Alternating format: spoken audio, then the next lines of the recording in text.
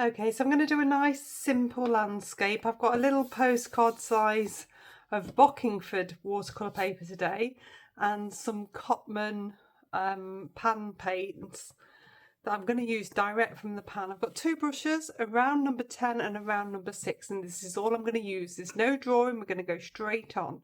It's nice and simple for a beginner. So I'm coming on with some water.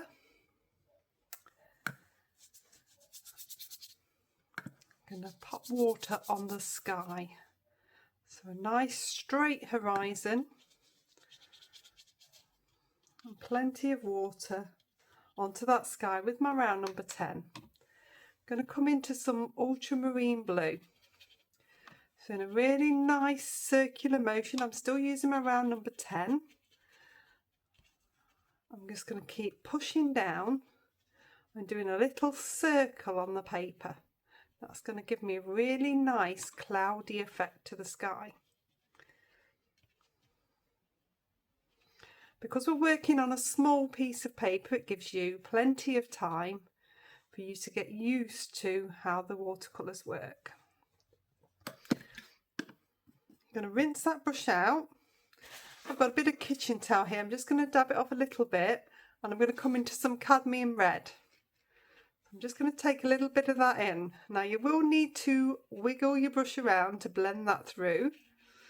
You're going to get like a really nice muted purple. That's going to give us some really nice cloud effects.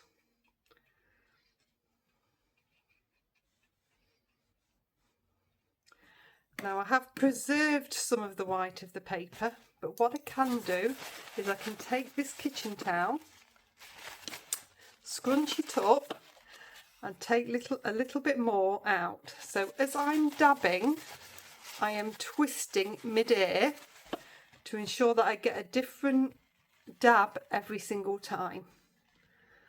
I don't want it to be a pattern, so by moving around when I'm dabbing, it means it's not going to become a pattern.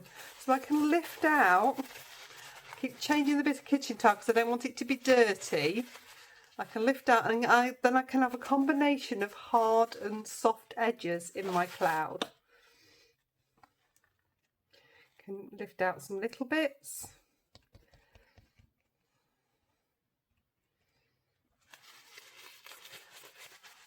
And it's nice because you can have that combination. You've got those few hard edges, that lovely soft edge there, that lovely soft edge there still. I don't want you to come too far down with the clouds because I'm going to put a tree line on. So I've swapped down to my round number 6 now, and I've popped some water on it. And I've got two greens here, but basically you want to have a green, whatever one you've got. This is Viridian, so this is really, really bright. And what I'm going to do is just take some of that just into an area to mix. And then I'm going to take some dark brown into it. So this is burnt umber, and that's going to make it look more of a natural green. The Viridian is very, very emerald, so you want it to look much more natural.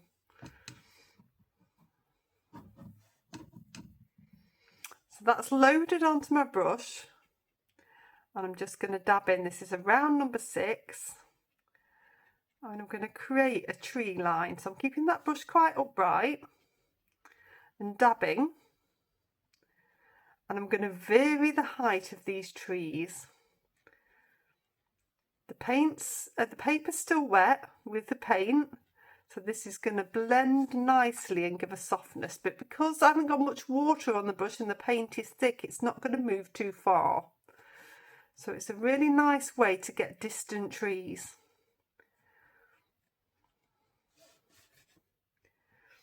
You can have a little bit of a gap in places. And you're just going to come along, dabbing in and creating a distant tree line.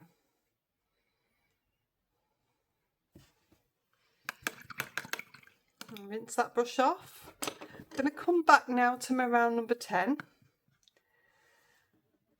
I'm going to come in with some water.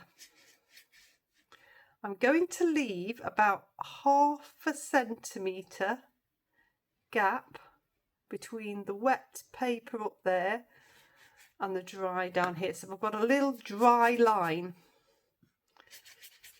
That's going to stop them running together. I don't want them to run together.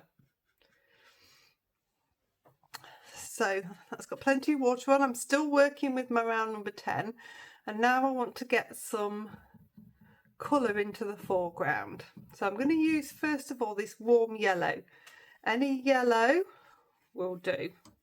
It's just about using what you've got. Horizontal stroke, and I'm sweeping that forward. So I'm going to get some nice freshness and warmth in that front section.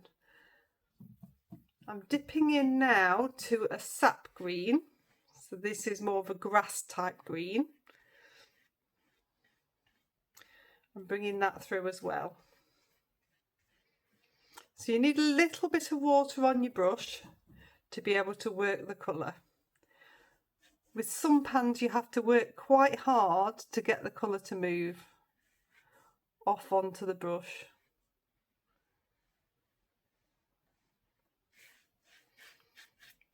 So horizontal strokes. I'm going to bring this green through this yellow as well. So I've got a little bit of warmth happening in the foreground. It's going to bring that forward. I'm going to dip into the burnt umber now.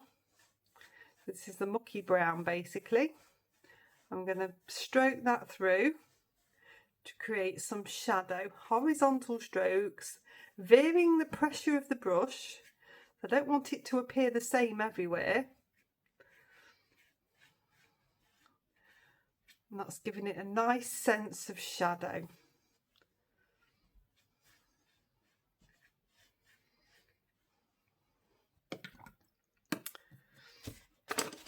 I'm going to swap down now to my number 6. This is all still quite wet. I'm going to pop something in the foreground now. So if I come back into the green, I'm going to really work it. So I've dabbed the brush into water. This is the sap green again, and I want a nice thick consistency. That thick consistency then will stay put in the wet. So I'm going to start to bring in some grasses into the foreground. Now if you wanted to use a thinner brush you could do. I'm keeping it nice and simple and just using 2 brushes. So you're getting used to those brushes and to the paint. I rest on my little finger and then I'm flicking upwards. You want to vary the height, vary the thickness so that it doesn't look like freshly mown grass, it's more wild grass.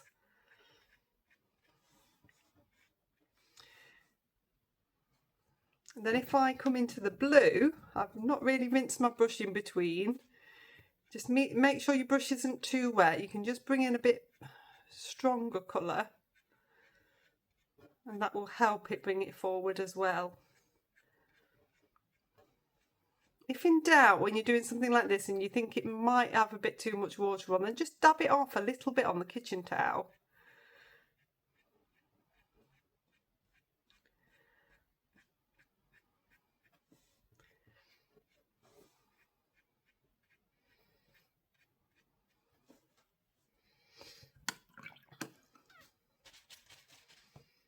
Okay, so I'm going to dry that one off.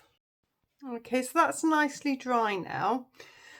What I'm going to do is come in and just create a little bit more definition, because this was all wet in wet and we can now come on wet on dry.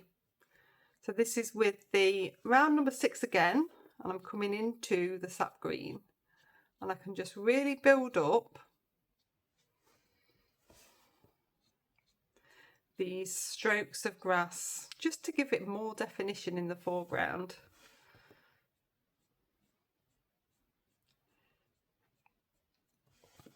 If you dip a little bit into the ultramarine blue,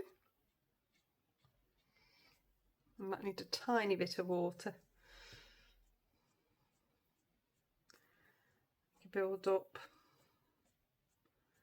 some more grasses. So we've got the soft ones behind the harder ones in front. Remember to vary the height. Dipping into the ultramarine blue, tiny bits of water.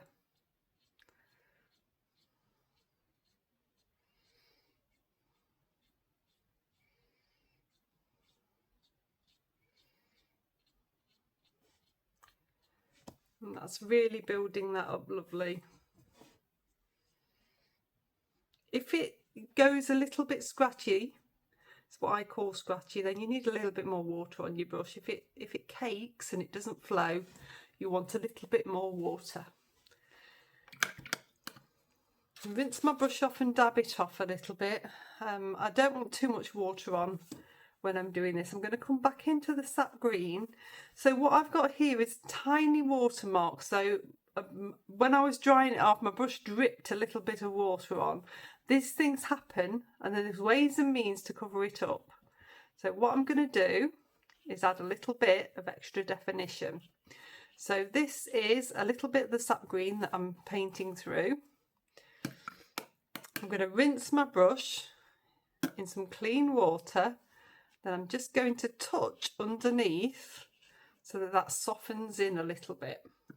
So it's giving me an extra level of detail in here. And then again with a little bit of sap green, because I didn't get this area at the back and this is still white, I can just very lightly with a light wash, so plenty of water and then a tiny dab of paint, come through that white area.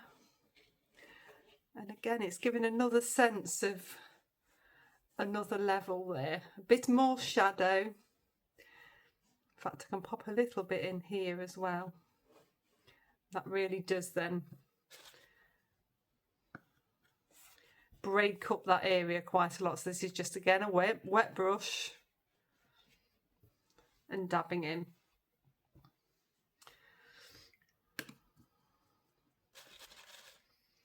That's not really nice and simple, but I could add a few splatters for flowers as well. So if I pick up my round number 10 and I'm just going to wet just along this area here, so just dabbing in. Then with my round number 6, I'm going to stay with the same colour yellow that we used earlier. So dipping into water and plenty of the yellow. Then if I hold my finger out close to my work, I can just do a few little splatters. You do have to watch your sky. You can always cover your sky up. If you're pretty quick, you can just dab it off anyway from that top area. But it just gives an extra little bit of detail and it's quite fun to do. It's much better to have random than to just dot on. The more you dot on, the more that it looks like a pattern. Okay, I'll dry that one off. So there we go, that's all finished. I've taken the tape off. So a really nice simple landscape which is showing you wet in wet sky, how to create clouds, both soft clouds and lifted out hard clouds, how to do wet in wet distant trees, the wet wash of the field, some splattering, some wet on dry for building up the texture in the grasses. So a lovely simple landscape watercolour for you. I hope you've enjoyed it. Please do like, subscribe and share. If you'd like to see another one, I'll pop you one just here for you to link into. And please have a look at my playlist as well for the Total Beginners series. See you next time.